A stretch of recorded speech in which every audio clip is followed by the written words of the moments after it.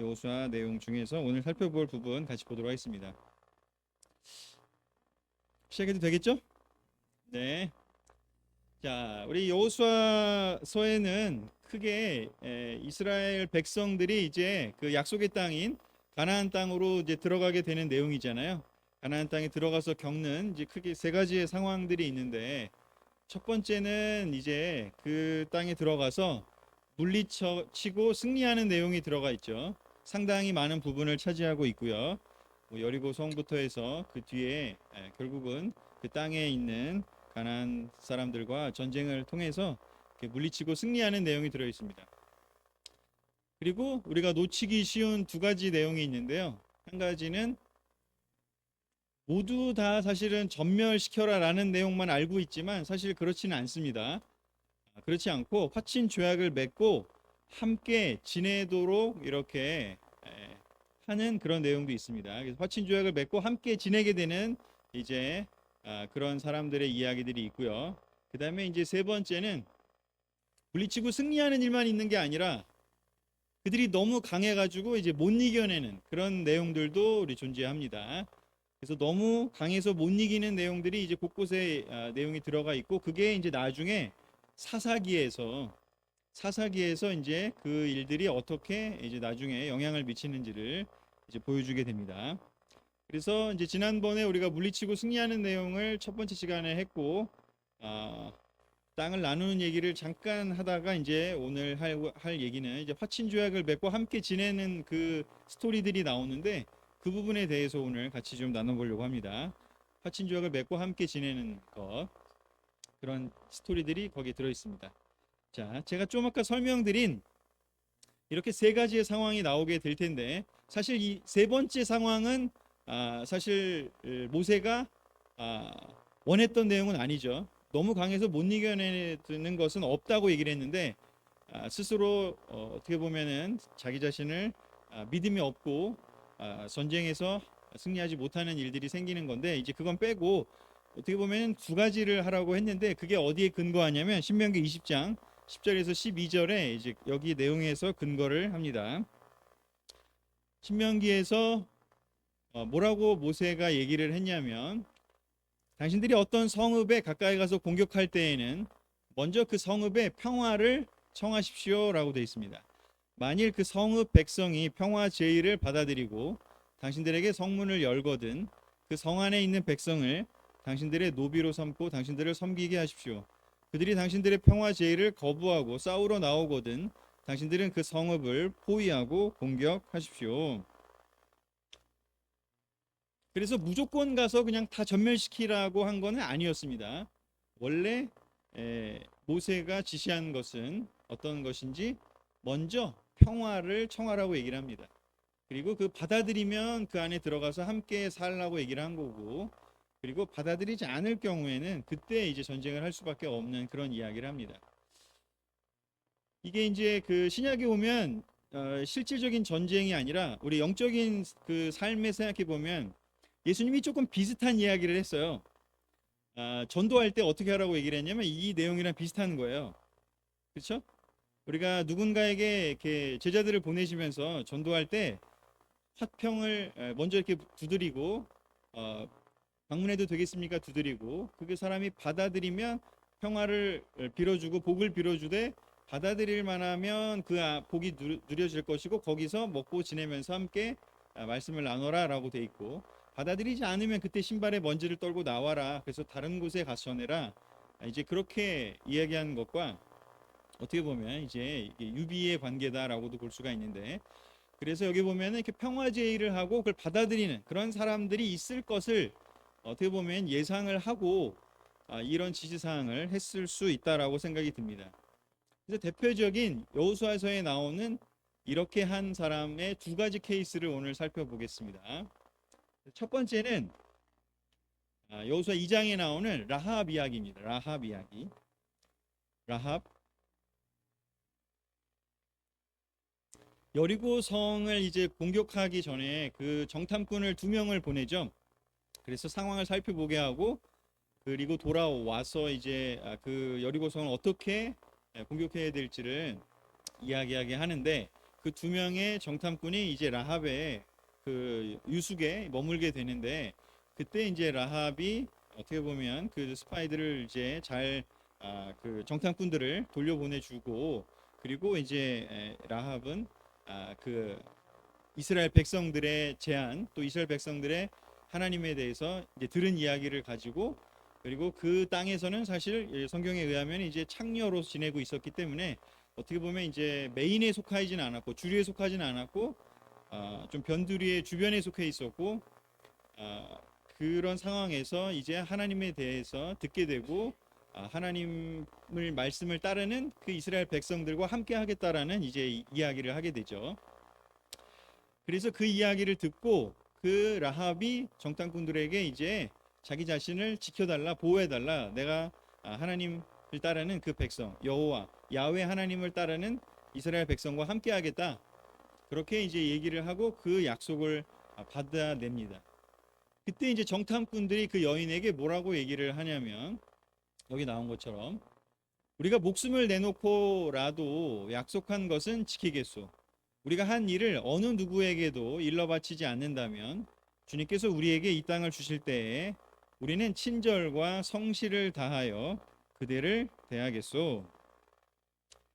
그래서 라합이 이 정탐꾼들에게 말하자면 화친을 제의한 거고, 그 화친을 제의한 것을 이제 받아들여서 이제 조약이 형성되는 거죠. 그 조약이 형성되는 과정에서 이제 이스라엘 백성을 대표하는 이 정탐꾼들은 뭐라고 얘기를 하냐면, 이제 목숨을 내놓고서라도 이 약속, 이 조약을 우리가 지키겠다라고 얘기를 하면서 라합을 지켜줄 것을 이야기를 합니다. 그리고 친절과 성실을 다해서 그 땅에서 라합과 함께 잘 살게 될 것을 이야기를 하게 됩니다. 그래서 개인과 그 그룹 사이에 이제 조약이 맺어진 거죠. 라합과 이 이스라엘 백성과. 근데 이 라합의 이야기가 이제 여기서 끝나는 게 아니고, 이게 신약에도 등장을 하게 되고 룻기에도 그 내용이 나오는데요. 이 라합이 굉장히 중요한 인물이 됩니다. 아마 아실 수도 있겠지만 잘 살펴보면 마태복음 1장 5절 6절에 이제 그 예수님의 족보가 나오는데요. 예수님의 족보에 이 라합이 들어가 있습니다. 마태복음 1장 5절에서 6절을 보면, 살몬은 라합에게서 보아스를 낳고, 보아스는 룻에게서 오벳을 낳고, 오벳은 이새를 낳고, 이새는 다윗 왕을 낳았다. 우리 룻기의 보아스 얘기를 우리 양문모 형제님이 몇 주 전에 해줘서 알잖아요. 그 보아스의 엄마가 누구라고요? 라합인 거죠. 라합이 보아스를 낳게 됩니다. 그래서 라합이 그 살몬이라고 하는 유다 지파의 베레스, 헤스론, 람, 암미나답, 나손, 살몬 이렇게 내려오는 그 계열의 유다 지파에 이제 시집을 가게 되고, 거기서 이제 보아스를 낳게 되고, 이제 결국은 이제 다윗 왕을 선조가 되고, 또 길게 보면 이제 예수님의 선조가 되는 거죠.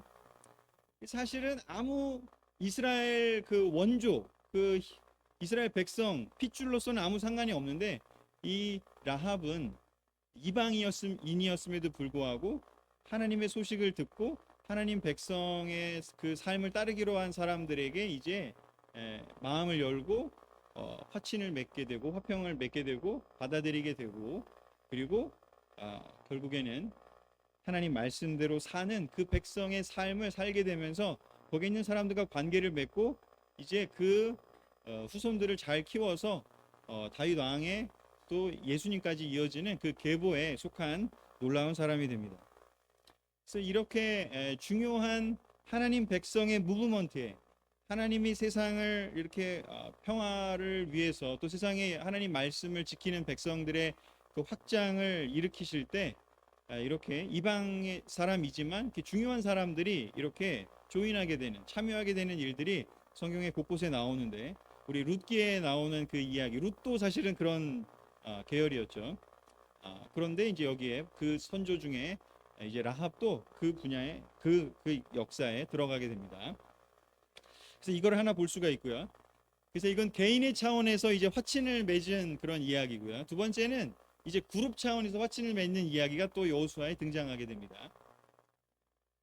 이제 여기 그 여호수아 9장에 가게 되면은 9장 1절에서 4절에 이제 가게 되면 기브온 사람들이 등장하게 되는데요. 이 사람들은 다른 그 가나안에 있는 다른 사람들, 뭐 헷사람, 아모리 사람, 뭐 가나안 사람, 브리스 사람, 히위 사람, 여부스 사람 이런 사람들이 이제 그 이스라엘 백성에 대항해서 함께 싸우겠다. 저들이 이 땅을 가져가는 것은 허락할 수 없다라고 얘기하면 싸울 때, 그때 기브온 사람들은 히위족이라고 불렸던 이 기브온 사람들은 단체적으로 공동체 차원에서 여호수아가 이끄는 이스라엘 백성에게 어떻게 보면 이제 함께 해야겠다, 싸우지 말아야겠다라고 생각을 하게 됩니다. 근데 이 사람들 입장에서는 이 모세가 얘기했던 이 과정을 모르는 거죠. 그냥 화친하면 되는데 그걸 몰랐어요. 그냥 그러면 받아줄 수 있다라는 거를. 그렇다 보니까 두렵고 걱정되는 마음에 속여야겠다라고 이제 얘기를 한 거죠. 가나안 사람이 아니라고 얘기를 함으로써 자기 자신을 이제 공격하지 못하도록 이제 여호수아를 또 이스라엘 사람들을 속이기로 결정을 하게 됩니다. 그래서 이들이 사용했던 어떤 그 방법이 있는데 그게 뭐냐면 여기 9장 4절에서 6절을 보면 여기 이런 내용이 나오는데요. 그들은 낡은 부대와 헤어지고 터져서 기운 가죽 포도주 부대를 나귀에 싣고서 외모를 사절단처럼 꾸미고 길을 떠났다. 발에는 낡아서 기운 신을 신고 몸에는 낡은 옷을 걸쳤으며 마르고 곰팡이 난 빵을 준비하였다. 그들은 길갈 진에 있는 여호수아에게 와서 그와 이스라엘 사람들에게 말하였다. 우리는 먼 곳에서 왔습니다. 이제 우리와 조약을 맺어 주십시오. 라고 얘기를 합니다. 그래서 여기 읽어보신 분들은 다 아시겠지만 이들이 이제 가나안 사람들이 아니고 이제 먼 곳에서 온 사람들이라는 것을 이제 착각하게 되고 이제 이스라엘 사람들 그리고 여호수아는 그들을 이제 받아들이게 됩니다. 이들의 제안을 받아들이게 됩니다. 조약을 맺어달라고 하기 때문에. 그래서 여호수아와 회중 지도자들은 이제 기브온과 화친 조약을 이 히위 사람들과 화친을 맺게 됩니다. 9장 15절, 16절, 26절에 나오는데요. 이쯤에서 살짝 졸릴 수 있으니까 같이 한번 읽어보도록 하겠습니다. 시작.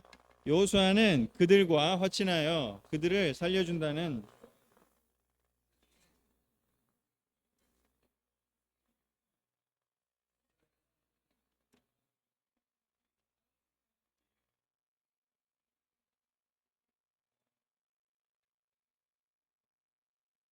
알게 되었다. 여호수아는 그들을 보호하기로 결정을 내리고 이스라엘 사람들이 그들을 죽이지 못하게 하였다. 네. 그래서 이들이 화친하게 되고요. 조약을 맺습니다. 모세가 얘기한 대로 조약을 맺습니다. 화친을 그들이 원했고 그것을 받아들여서 이제 조약을 맺습니다. 그리고 조약을 맺을 때 라합에게도 얘기한 것처럼 이 기브온 사람들에게도 이런 이야기를 합니다. 우리가 여러분들을 보호할 거고 그리고 우리와 함께 지내게 될 거고 그리고 우리가 여러분들을 지켜줄 것이다. 목숨을 걸고서라도 이 약속을 지킬 거다 이렇게 얘기를 합니다. 그래서 이 약속을 지키게 되는데 나중에 이제 이 사람들이 거짓말한 거를 알게 되면서 약간 이제 좀 기분이 나쁘고 화가 나고 이거 막 백성들이 이제 약간 원망도 하거든요. 하지만 약속을 했기 때문에 이들은 이제 끝까지 지키게 됩니다.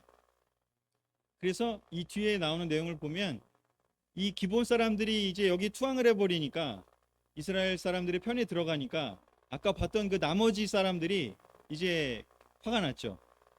그래서 이 기브온을 공격하려고 하게 됩니다. 그래서 여호수아 10장에 보면 이 아모리 연합군이라고 하는 아까 보여드렸던 그 여러 이 연합군이 기브온을 공격하려고 합니다. 다 이제 몰려와서 아니 네가 우리를 배신하고 이스라엘 편에 붙어 이렇게 하면서 몰려가서 이제 공격을 하려고 합니다.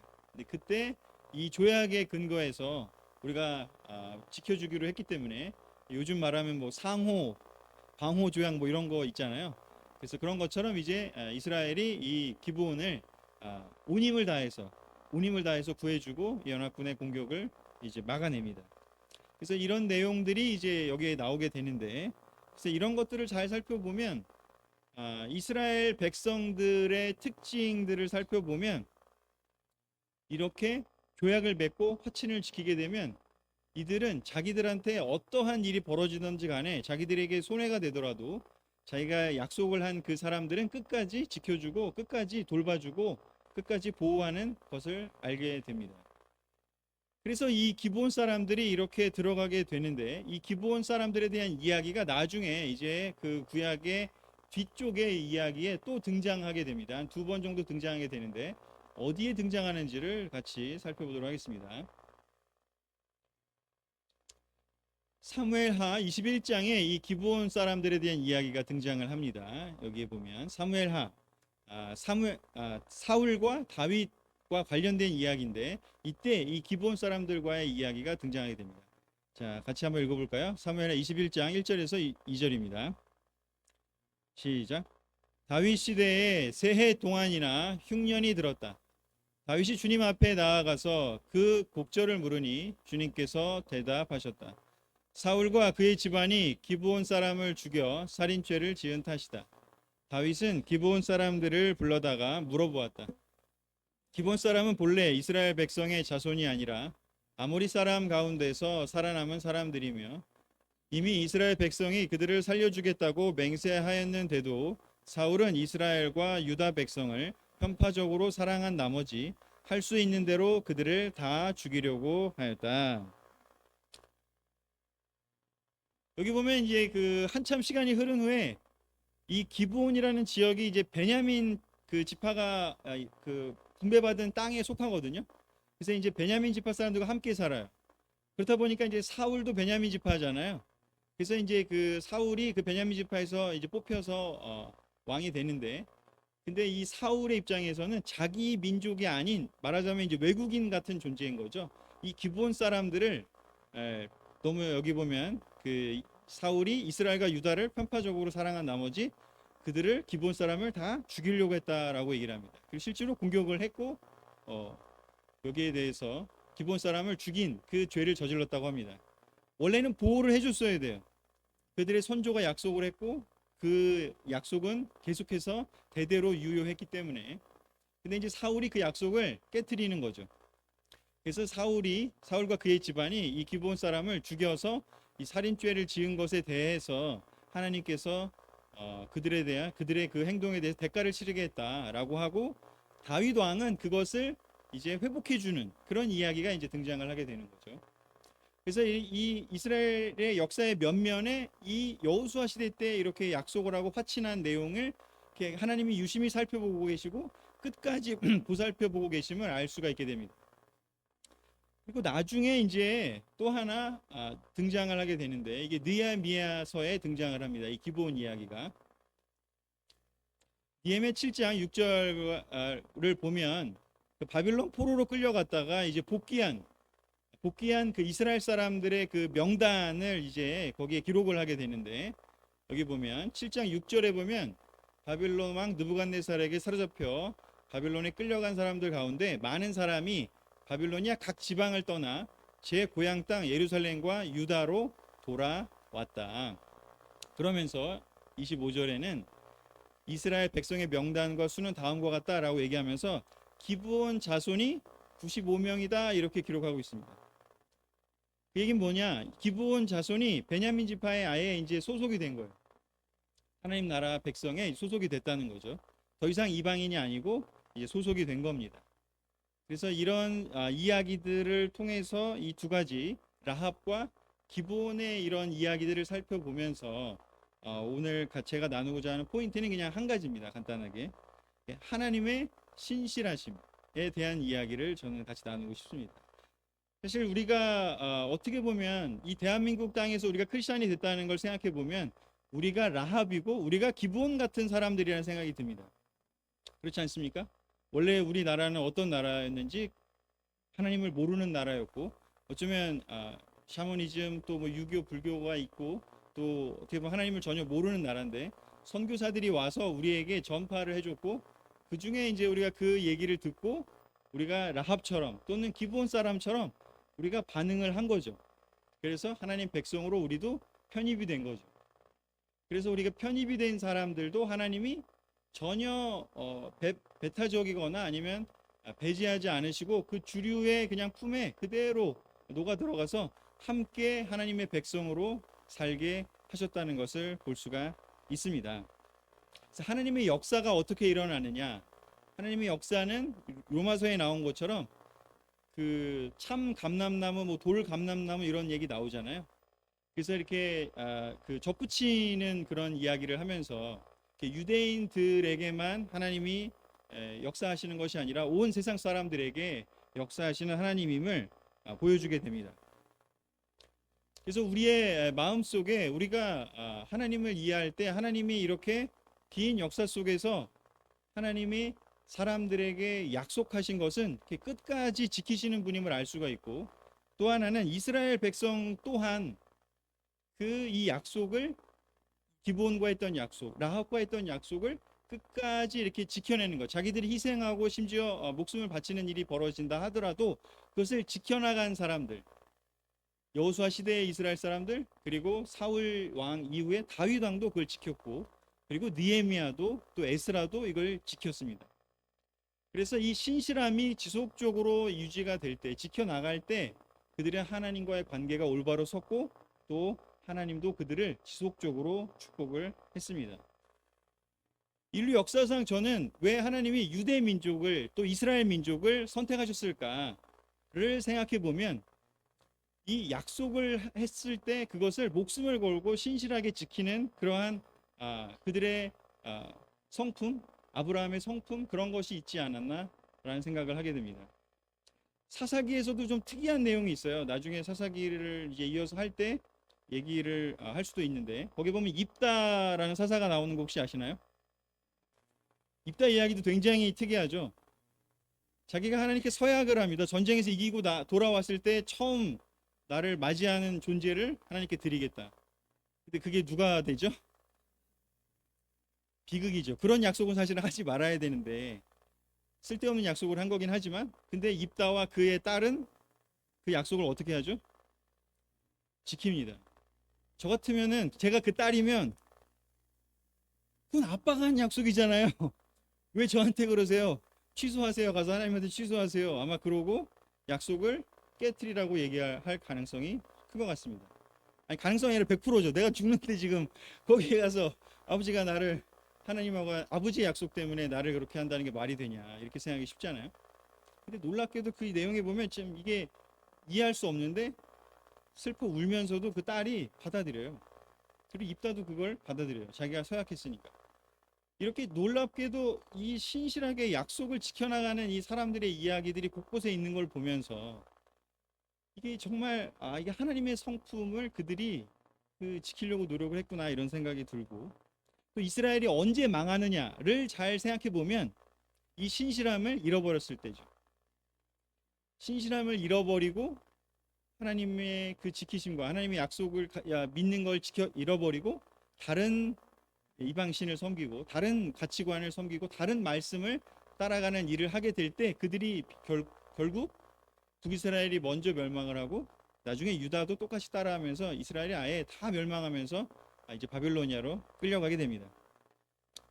그래서 오늘은 하나님의 신실함이라는 생각을 이 성경의 이 스토리를 통해서 한번 살펴봤으면 좋겠고, 그리고 간단하게 이 그 단어들에 대한 이야기를 하면서 정리를 좀 하려고 합니다. 약속을 반드시 지키는 것. 하나님은 반드시 약속을 지킵니다. 하나님 반드시 약속을 지킬 때 그것을 믿을 수 있다라고 우리는 알 수가 있습니다. 신약 성경에 많이 나오는 그 구절 중에 신실함, 믿음, 충성 이런 단어가 등장하는데, 이게 뭐냐? 피스티스라고 히브리어는 헬라어는 얘기하고 영어로는 이제 faithfulness라고 얘기를 하는데, 이게 같은 맥락입니다. 신실함은 믿음이고 또 신실함은 충성이고 또 충성은 믿음으로 이야기가 됩니다. 우리가 믿음이 충만하다라는 게 뭘까라는 걸 생각해 보면 이건 바로 약속을 끝까지 지키는 거라고 하는 것을 성경의 큰 흐름에서 보면 알 수가 있습니다. 내가 성품이 뭔가 믿음이 강하다는 게 뭔가 이렇게 막 확신이 강하고 뭐가 막 이렇게 아는 게 많아가지고 뭔가 그거를 이렇게 잘 해내는 그런 게 아니라, 성경에서 얘기하는 믿음은 신실함을 얘기합니다. 약속을 반드시 지키는 것. 하나님과 했던 약속을 반드시 지키는 것이 바로 신실함입니다. 그래서 신약 성경에 나오는 바로 이 신실함은, 믿음은 바로 이것을 뜻하게 되고, 이것의 그 히브리어로 봤을 때 이게 에무나라는 그 단어인데, 이 믿음이라는 단어가 번역될 때 이 에무나라는 단어인데, 이 에무나라는 단어가 어디서 그 어원이 어떻게 되냐면 아만이라는 단어에서 왔거든요. 이게 뭐냐면 바로 우리가 아멘 할 때 쓰는 단어예요. 아멘 할 때 쓰는 단어가 이 에무나라는 단어와 어간이 같아요. 그래서 거기서 진실로 내가 동의합니다. 내가 진실이라고 생각합니다. 이게 아멘이거든요. 그래서 성경에서 얘기하는 믿음은 신실함이고, 그 신실함은 약속을 반드시 지키는 것이고, 그 에무나라는 단어에서 이게 한 단계 더 나가면 어떤 단어로 가냐면 에메트라는 단어로 가는데, 비슷하잖아요. 이게 이제 그 진리라는 뜻입니다. 그래서 에메트가 진리인데, 이 진리라는 것이 바로 언제 형성이 되냐면 약속을 반드시 지키는 하나님의 말씀이 진리가 됩니다. 하나님이 창세기 때부터 뭐 이스라엘 백성 때부터, 그리고 뭐 2000년 전 지난 지금과 또 앞으로도 뭐 몇천 년이 지날 시간이 흘러간다 하더라도 하나님의 말씀은 변함이 없습니다. 히브리서에도 예수님은 어제나 오늘이나 영원히 한결같으십니다, 이렇게 나오죠.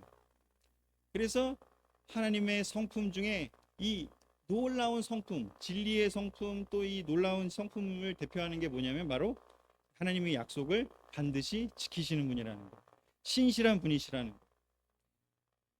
그래서 그것을 우리 제자들이 담기를 원했습니다. 이스라엘 백성이 담기를 원하셨습니다.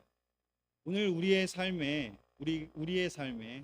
우리가 하나님께 했던 약속, 우리가 하나님께 드렸던 그 신실함, 그리고 이스라엘 백성이 사람들에게 했던 것을 정말 최선을 다해 지키는 것처럼 우리가 지금 그런 마음을 가지고 있는지를 오늘 한번 돌아보시면서 오늘 돌아가셨으면 좋겠고요. 마지막으로 우리 성경 구절 두 가지만 살펴보도록 하겠습니다.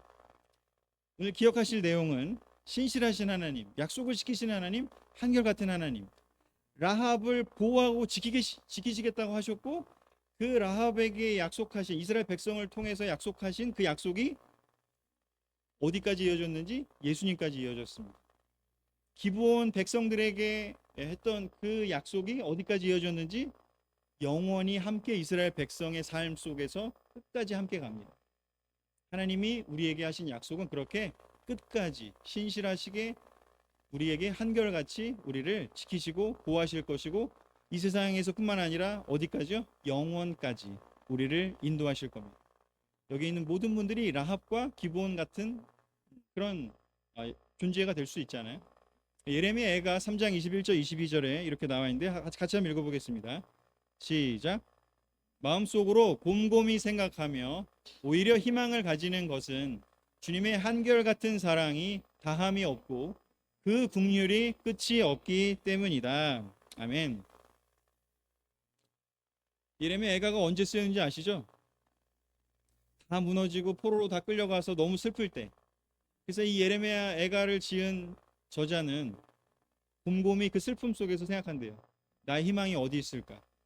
그 희망이 하나님의 한결같은 사랑이 끝이 없고 하나님의 자비가, 헤세드가 끝이 없기 때문이라고 하는 결론을 내립니다. 요즘 우리의 삶에 뭔가 문제가 있고 조금 답답해 보이는 일들이 있고, 뭐 여러 가지 인간 사람들과 관계 속에서, 아니면 뭐 경제적인 것이든 어떤 것이든 우리의 삶에 뭐 걱정되는 것들이 아마도 다 각자 있으시겠죠? 근데 우리는 그때 어디를 봐야 되는지, 성경을 통해서 뭘 봐야 되는지, 하나님의 한결같은 사랑이, 하나님의 신실하심이, 하나님의 그 성품이 어떤 성품이신지를 기억하면서 우리가 그런 하나님이 우리를 눈동자처럼 지키시고 보호하시고 이끄시는 것을 우리는 기억해야 합니다. 라합이 알았겠습니까? 그때 자기가 다윗 왕의 할머니가 될지? 라합이 알았겠습니까? 본인의 후손을 통해서 예수님이 탄생할지? 전혀 몰랐을 겁니다. 우리가 지키는 그 지금 이렇게 하나님의 보호 아래 있다는 것이 얼마나 위대한 우리의 그 후손들을 통해서까지 이어지게 될지 우리의 삶에서는 알 수가 없겠지만, 그 주님의 한결같은 사랑이 우리 믿음을 지키고 신실하게 하나님의 그 신실함을 따라가는 사람에게는 다함이 없고 긍휼이 끝이 없다라고 이야기합니다. 그리고 이사야서에서 또 하나, 이사야서 26장 3절에도 이제는 하나님에 대한 사랑을 생각했다면 그러면 그 하나님의 사랑을 따르는 사람들에 대한 이야기를 이사야 저자가 이야기를 합니다. 26장 3절입니다. 같이 한번 읽어볼까요? 시작. 주님께 의지하는 사람들은 늘 한결같은 마음을 가진 사람들이니 그들에게 평화를 더하여 주시기 바랍니다. 아멘. 이 저자는 이야기합니다. 기도합니다. 주님께 의지하는 사람들은, 주님과 함께하는 그 사람들은 특징이 무엇이냐? 바로 하나님의 성품을 닮은 사람들이라는 거죠. 어떤 성품이요? 늘 한결같은 마음을 가진 사람들이라고. 늘 약속을 지키는 사람들이라고요. 조금 자기에게 손해가 되더라도 하나님 성품을 닮아서 그 자기가 약속했던 것들을, 자기가 지키겠다고 결정한 것들을 끝까지 한결같이 하나님을 섬기고, 그런 마음으로 때때로 손해가 나고 때때로 괴롭고 때때로 힘들더라도 끝까지 그 삶을 살아가는 사람들이라고 얘기를 하고, 그들에게 평화가 더해지기를, 그들을 위한 기도를 이사야서에서 이 저자 이사야겠죠, 하고 있습니다. 제가 오늘은 그냥 심플하게 이 이야기와 이 주제 하나만 말씀을 드립니다. 우리 하나님이 어떤 분인지, 그리고 하나님을 따르는 사람들이 어떤 분인지요. 신실한 사람들이어야 합니다. 그리고 하나님이 그렇게 신실하시기 때문에 우리가 그렇게 살 수가 있습니다. 저는 우리 분당교회 체육대회도 하고 또 여러 가지 지금 지내는 이 시간들을 돌아보면서 너무 이렇게 한결같이 이렇게 믿음을 같이 지키면서 하나님의 한결같은 사랑을 우리가 기억하고 의지하면서 이렇게 이 공동체로 지낼 수 있다는 것이 너무나 감사하고 특별하다는 생각을 했습니다. 그리고 또 하나, 오늘이 저희 부부가 결혼한 지 20주년이 되는 날이어서 더 이런 생각을 좀 더 많이 하게 된 것 같아요. 이렇게 한결같이 결혼 생활을 할 수 있다는 거, 20년 동안. 물론 여기 저희보다 훨씬 더 많이 하신 분들도 많이 계시고, 어떻게 이 세상에서 이 혼란스럽고 정말 그냥 이기적이고 그냥 쉽게 헤어질 수 있고 쉽게 마음 바꿀 수 있고 좀 손해 나면은 그냥 버릴 수 있는, 약속을 헌신짝처럼 버릴 수 있는 세상에서 우리가 한결같이 신실하게 살아갈 수 있을까? 그리고 이 신실함은 우리 이 세상에서의 삶뿐만 아니라 영원히 하나님과 함께 그런 삶을 살 사람들이 천국에 가게 될 것을 생각한다면, 이거는 정말 그냥 단순한 것이 아니다, 정말 본질이다, 우리 삶의 본질이다 라는 생각을 오늘 개인적으로 조금 더 묵상을 하게 되었습니다. 그래서 여러분들과 함께 나누고 싶었고요. 오늘 말씀을 마치도록 하겠습니다. 아멘.